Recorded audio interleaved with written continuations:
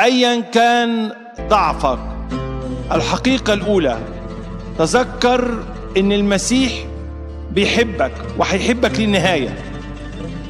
إن المسيح قبلك مش رفضك، مهما كان زناك، مهما كان إدمانك، مهما كان الطين اللي موحولين فيه، مازال فاتح دراعاته بيقول لك أنا بحبك، أنا مشتاق لك، أنا منتظرك. من فضلك صدق هذه الحقيقة.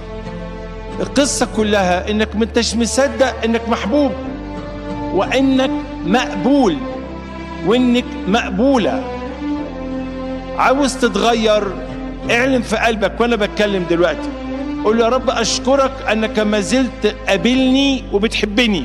دي حقيقة. لو الحكاية دي كررتها في قلبك، ثبتت في قلبك، الباقي سهل.